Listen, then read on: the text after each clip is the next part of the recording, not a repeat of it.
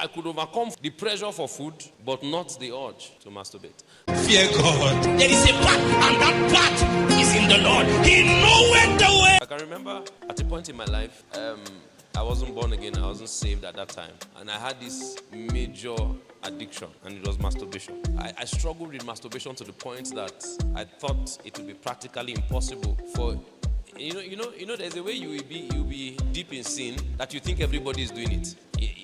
You understand what I say? Somebody reached out to me one day and said he had struggled so much with sexual sin, so he wanted to come and meet me. The coming to meet me is not to ask me how I can help him. It's to ask me to tell him the truth. That this thing, all of us, they do, and maybe we just, as men of God, they hide. That he just wants me to come and tell him, because there's no how that I can tell him that this thing that he's feeling, I don't feel it. And if I'm feeling the way he's feeling, then there's no how I will say that I will not yield to that compelling force. So he told me himself, he said, sincerely, sir, when I was coming, what I really wanted to come and do is to ask you, that just confide in me.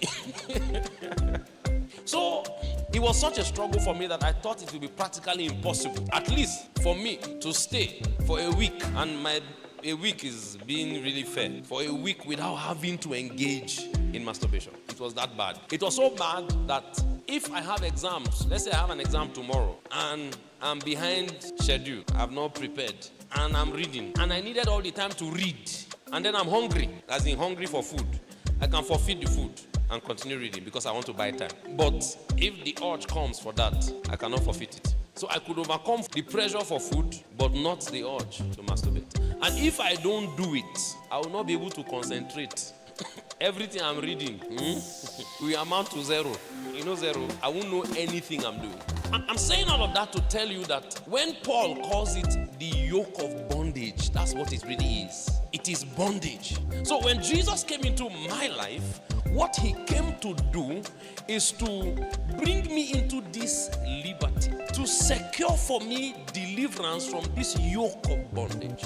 So Paul is now saying that stand fast, therefore, in the liberty wherewith Christ has done what? He has made us free. Now, if Christ has made us free, why is he now saying stand fast? Because I just told you what stand fast is. It is to persevere. It means to persist, okay, in a particular state in spite of the counter influences, the oppositions, and the discouragements. Because that you have been liberated does not automatically mean that the temptations will not come. It doesn't mean that you will not feel that way anymore. That's not what it means. Liberation does not mean that the suggestions from the devil will not still come. But he's saying that in this freedom and this liberty that God has given to us, there is also an empowerment. There is a grace to be able to resist those desires so that you don't fulfill them. And of course, a time will come where even though the temptations will come, you will realize that they are not as strong as they used to be. So what now happened? Because at this point, I just told you how terrible it was for me. When God now brought me out of that, and when those desires come, I realized that I could say no, and I will still read, and I will still understand, and nothing is wrong with me, and I will be fine. But you see, for that to happen, the believer would have to want to stand.